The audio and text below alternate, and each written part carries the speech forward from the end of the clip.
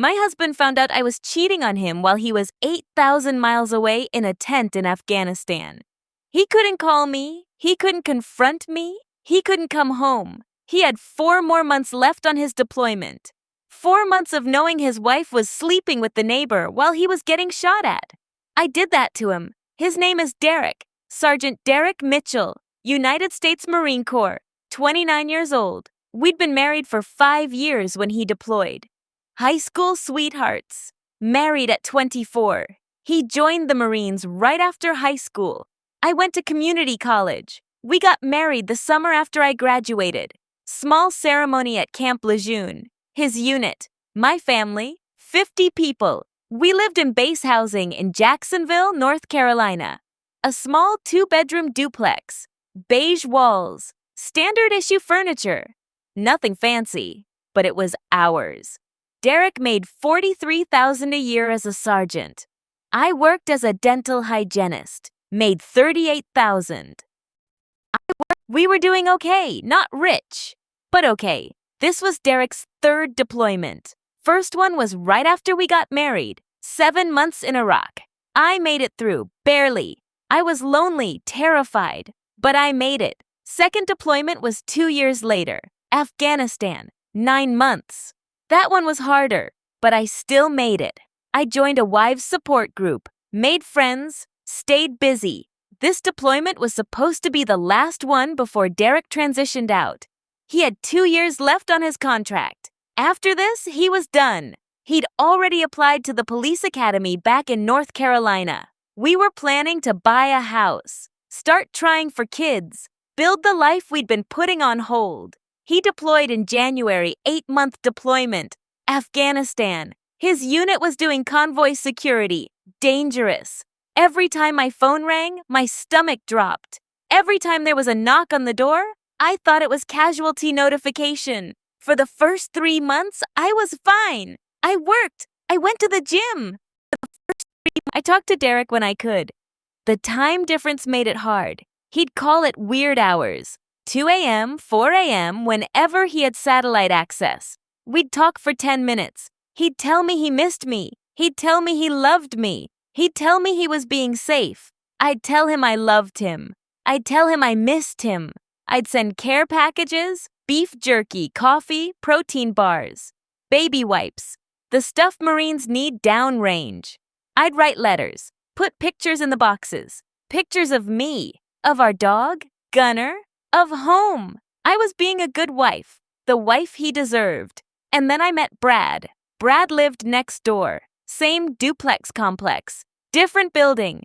Across the courtyard. He was 32, civilian, worked in IT, something with servers. I didn't really understand it. He'd moved in about a month after Derek deployed. I'd see him sometimes. Taking out trash, getting his mail. We'd nod, say hi.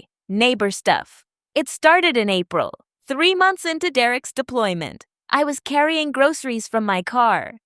3 months into 4 bags. Struggling with my keys. Brad saw me, came over. Need help? I said yes. He carried 2 bags, walked me to my door, set them on the counter, said, "Marine wife?" "Yeah, my husband's deployed." "Tough gig." "Yeah. Well, if you ever need anything, I'm right over there. Unit 14B. "Thanks." He left. That was it. Neighbor being neighborly. But then I saw him 3 days later at the base gym. He was on the treadmill. I was on the elliptical. We made eye contact. He smiled. I smiled back. After, he came over. "You live here and you have a gym membership?" "The base gym's closer to work." "Makes sense." Pause. "Want to grab a protein shake? There's a smoothie place next door." I should have said no. I should have said, "I'm married, my husband's deployed, this isn't appropriate." I should have gone home. I said yes. We sat in the smoothie place for an hour, talking about nothing, about everything. He asked about Derek. I told him, Marine, Afghanistan. He asked, coming home in 5 months. He asked if it was hard. I said yes. He said he couldn't imagine. It felt good to talk to someone who wasn't military, someone who didn't understand the acronyms and the lifestyle. Someone who just listened. I went home, texted Derek that night. Miss you, love you, stay safe. He responded 6 hours later. Love you too, can't wait to come home. I felt guilty for maybe 3 hours. Then I saw Brad again, at the gym, then the smoothie place again. Then it became a routine. Tuesdays and Thursdays, after work, gym, smoothies, talking, just talking. For 3 weeks, it was just talking. I told myself it was fine. I was allowed to have friends. Derek would want me to have friends. To not be alone all the time. This was healthy. This was normal. It wasn't normal. The first time it shifted was early May. We were at the smoothie place. Brad's phone buzzed. He looked at it, smiled. I asked what it was. He said, "Nothing, just a meme." He showed me. It was funny. He said, I laughed. And then he said, "You have a great laugh." That's all it took. One compliment. You have a great laugh. Derek used to tell me that years ago when we first started dating, but he hadn't said it in a while. Not because he didn't think it, just because we'd been together so long. You stop saying the things you already know. Brad was discovering me for the first time, and I forgot what that felt like. To be discovered. The text started that night. Brad, had fun today? Same time Thursday? Me, sounds good. And then they became more frequent. Morning texts. Have a good day. Evening texts. How was work? Random texts. Links to funny videos, memes, songs. Nothing inappropriate. Nothing I couldn't have shown Derek if he'd asked. But I wouldn't have shown him because the texts felt like something separate, something that was mine, something that had nothing to do with being a Marine wife or a deployment or counting down days until homecoming. Derek called one night. 2 a.m. I was asleep. Phone rang. I answered. Groggy. Hey! Hey, babe. Sorry, did I wake you? It's okay. How are you? Tired. We had a long patrol today, but I'm good. I'm safe. I'm glad. I miss you. I miss you too. Only 4 more months. Then I'm home. I know. I can't wait to see you, to hold you, to just be home. Me too. We talked for 8 minutes. He told me about his day, the heat, the dust, the guys in his unit. I told him about work, about the dog, about nothing important. He said he loved me. I said I loved him. We hung up. I stared at the ceiling for 20 minutes. Then I texted Brad. You still up? He responded immediately. Yeah, everything okay? Yeah, just can't sleep. We texted until 4 a.m. About nothing, about everything. And when I finally fell asleep, I felt guilty, but not guilty enough to stop. Late May. Brad invited me to his place for dinner. He said he'd been practicing a new recipe, wanted someone to try it. I said I'd think about it. I thought about it for 2 days, and then I said yes. I told myself it was just dinner, neighbors having dinner, friends. Nothing wrong with that. I went over on a Friday night. He'd cooked pasta from scratch, homemade sauce, garlic bread, wine. The apartment was nice, clean, adult. Not like the standard issue military housing Derek and I had. We ate, we talked, we drank wine. 1 glass became 2, 2 became 3. And then we were sitting on his couch, close, too close. And he said, I need to tell you something. What? I like you a lot. And I know you're married. And I know your husband's deployed. And I know this is wrong, but I can't stop thinking about you. I should have left. Right then, I should have said, I'm married, I love my husband. This can't happen. I should have walked out. I didn't. I think about you too, I said. Yeah? Yeah. He kissed me, and I kissed him back. We had sex that night, on his couch, then in his bed. I left at 2 a.m. Walked back to my duplex. Gunnar was waiting at the door, tail wagging, oblivious. I took a shower. Washed Brad off me, got into bed. Into the bed I shared with Derek. The sheets he'd slept in before he deployed. I lay there staring at the ceiling. And I thought, what have I done? And then I thought, I'll stop. This was one time. I'll stop. I didn't stop. It became regular. 2-3 times a week, I'd go to Brad's place, or he'd come to mine when I knew none of the other wives would see. We'd have sex, we'd watch TV, we'd fall asleep together sometimes. And then I'd go back to my place before morning, and during the day I'd text Derek, send him care packages, write him letters, tell him I loved him, tell him I missed him, tell him I couldn't wait for him to come home. I was living 2 lives. Faithful wife during the day, something else at night. The wives group I was part of had a Facebook page. We'd post updates, share encouragement, post countdown graphics. 90 days until homecoming. 60 days. 30 days. I posted too. Pictures of care packages I'd sent. Sent my Marine some goodies today. He's going to love the cookies. Pictures of Gunner with a sign that said, "My daddy is a hero." Deployment quotes. Distance means so little when someone means so much. Other wives would comment, "You're such a good wife. Derek is so lucky. Counting down with you." I was a fraud. A complete fraud. Brad knew about Derek. I'd told him everything. The deployment, the Marine Corps, the plan to buy a house, to have kids. Brad said he understood, that he wasn't trying to break up my marriage, that this was just comfort, company, something to get through the deployment. I told myself the same thing. This was temporary. When Derek came home, I'd end it with Brad. I'd be the wife Derek deserved. This was just survival, just getting through the loneliness. I was lying to myself. June came. Derek's unit hit the halfway point. 4 months down. 4 months to go. They did a morale call, video chat with families, scheduled times. I signed up for a slot. The call was on a Saturday, 10 a.m. my time, 10:30 p.m. his time. I sat at my computer, waited. The screen connected, and there he was. He looked tired, thinner, tanned from the sun, wearing his uniform, but he smiled when he saw me.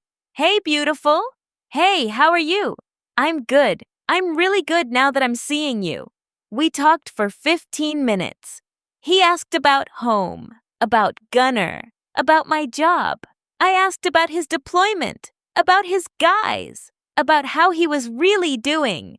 He said, "I'm tired, but I'm okay, and I'm counting down the days until I see you, until I can hold you." Me too. 4 more months, that's nothing. We've got this.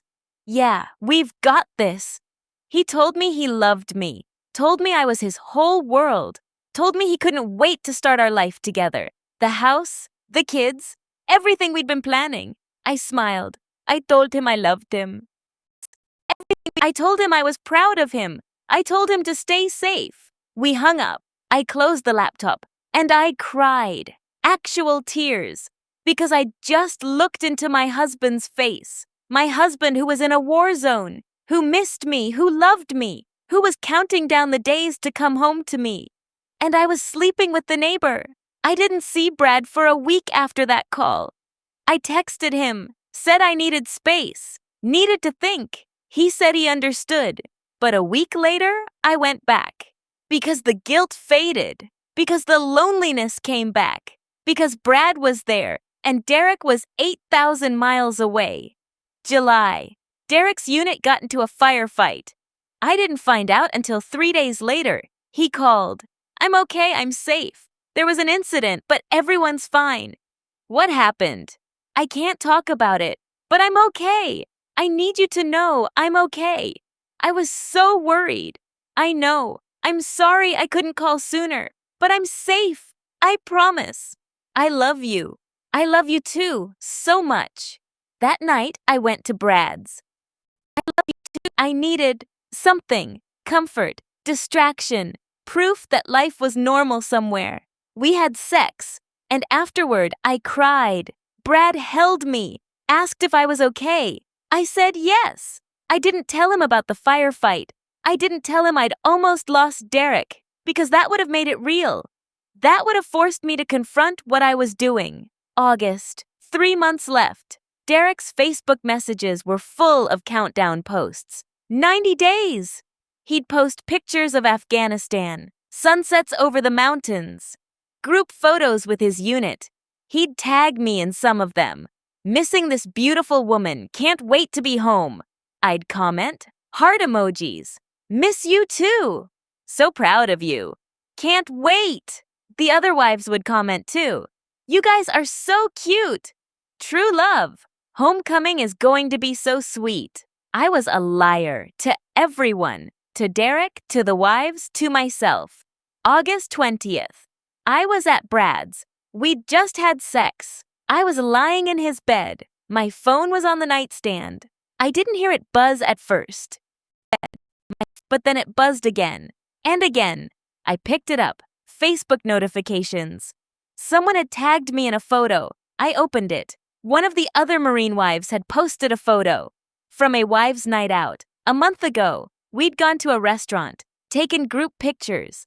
I was in the photo, smiling, wine glass in my hand, sitting next to Rachel, one of my friends from the wives group. Normal photo, except in the background, barely visible, through the restaurant window, on the street outside, was me and Brad walking together, his arm around my waist. The photo had been taken at 7 p.m. The wives' night was at 7:30. I'd been late because I'd been with Brad. We'd grabbed dinner first, walked to the restaurant where I was meeting the wives. He'd walked me there, put his arm around me, kissed me goodbye around the corner, and someone's photo had caught us. In the background, blurry but visible, the comments were already starting. Who's that in the background? Is that Melissa? Who's the guy? I sat up. Oh my God. Brad looked over. What's wrong? Someone posted a photo. We're in it. In the background. So everyone can see. The wives. They're going to ask questions. I started deleting my Facebook, untagging myself. But it was too late. The photo had been shared. 30 people had already seen it. The comments kept coming. Rachel messaged me. Hey, is that you in the background? Who's the guy? I typed back. Just a friend, neighbor. He walked me to the restaurant. Oh, okay, just looked like... Never mind. But other people were messaging too. Is everything okay? Who's that? Does Derek know you're hanging out with this guy? I responded to each one. Casual. He's just a neighbor, a friend. It's fine. But my hands were shaking. And then, the worst message. From Derek's friend Matt. Another Marine in his unit, deployed with Derek. Hey Melissa, saw the photo, just checking in. Everything good? I responded immediately. Yeah, everything's fine, he's just a friend. Matt didn't respond. 2 days later, Derek called. Middle of the night my time. I answered, half asleep. Hey, Melissa. His voice was different, flat, cold. Hey, you okay? Matt showed me a photo. My stomach dropped. What photo? You know what photo? Derek? Who is he? He's just a neighbor, a friend. Don't lie to me. His voice cracked. Please, don't lie to me right now. I didn't say anything.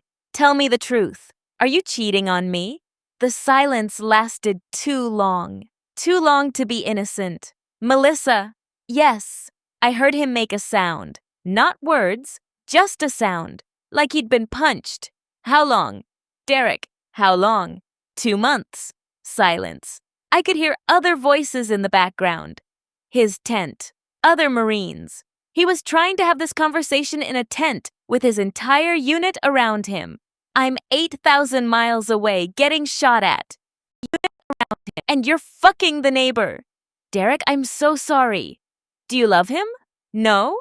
Then why? I don't know. That's not an answer. I was lonely. You were gone.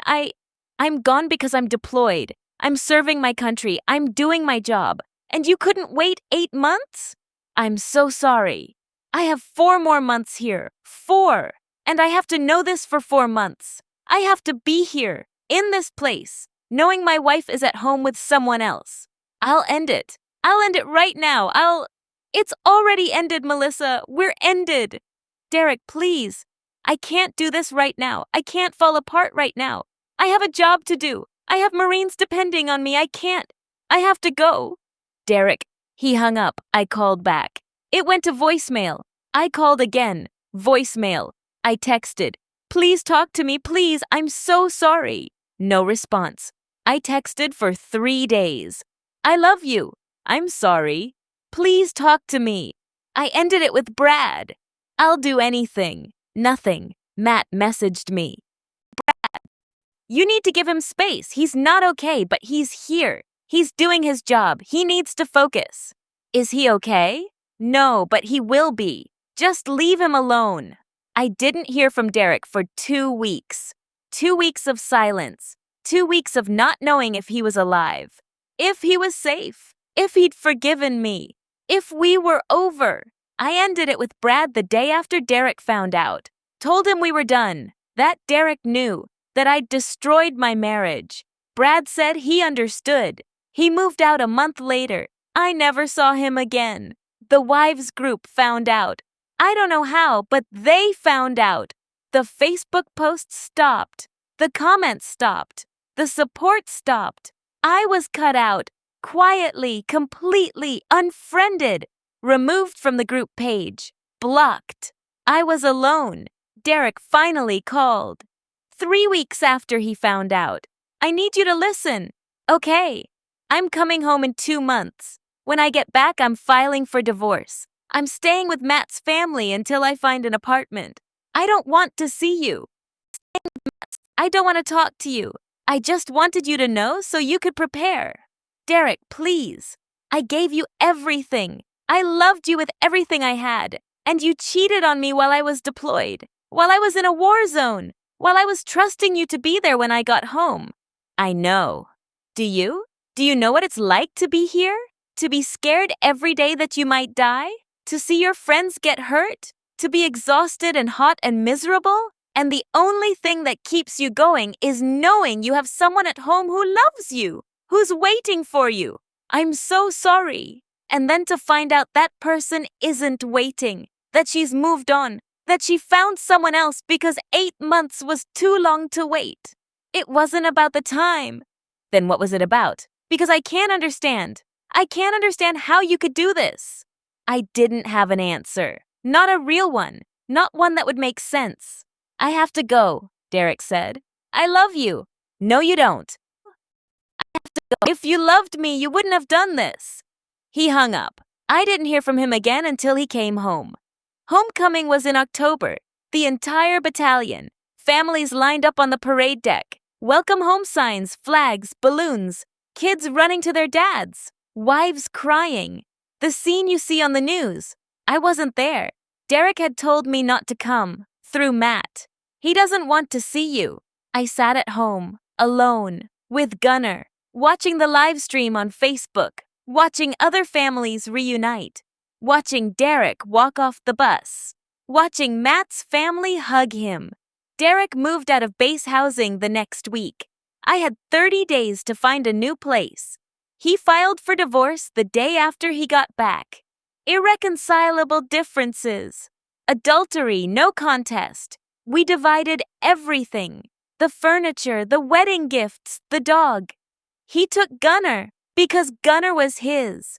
Had been his since before we got married. I didn't fight it. The divorce was final 3 months later. Quick, clean, no drama. Just signatures and a judge and the end of everything. I see his Facebook sometimes. He got out of the Marines like he'd planned. Went to the police academy, graduated. He's a cop now, in Raleigh. He got remarried last year to a teacher. They have a baby, a boy. Everything he wanted. Everything I could have given him if I'd just waited 8 months. I still live in Jacksonville, different apartment, away from base. I still work at the same dental office. I don't date. I don't talk to any of the wives anymore. I lost all of them when Derek and I split. I think about him every day, not the way you think about an ex, the way you think about something you destroyed, someone who was in a war zone, someone who was scared and tired and far from home, someone whose only comfort was believing his wife loved him, And I took that from him. I took his peace. I took his trust. I took the one thing that was supposed to be certain. He found out 8,000 miles away, in a tent. Surrounded by his unit. He couldn't come home. He couldn't confront me. He couldn't leave. He just had to sit with it. For 4 months. Knowing. Unable to do anything about it. I did that to him. While he was deployed. While he was serving. While he was being shot at. I sent him care packages. I wrote him letters. I told him I loved him. And the whole time, I was sleeping with someone else. I destroyed a good man. A man who loved me. A man who would have given me everything. And for what? 2 months with someone who meant nothing. Someone I don't even think about anymore. Someone who was just there. Derek was 8,000 miles away. And I couldn't wait 8 months. I don't expect forgiveness. I don't deserve it. I'm telling you this because military spouses are supposed to be the strong ones. The ones who wait. The ones who hold down the home while their service member is gone. I was supposed to be that. I was supposed to be his home, his certainty, his peace. And instead, I was his betrayal. He found out via Facebook, in a war zone, while I was safe at home with the man I was cheating with. I destroyed him from 8,000 miles away. And he couldn't even come home to deal with it. That's what I did. That's who I am. And there's no homecoming for that. No welcome home signs. No reunion. Just the knowledge that I broke the one person who should have been able to trust me. While he was deployed. While he was in danger. While he was counting down the days to come home to me. I took that from him. All of it. And he had to sit with it for 4 more months in Afghanistan, unable to leave, unable to fix it, just knowing I did that, and I'll carry that forever.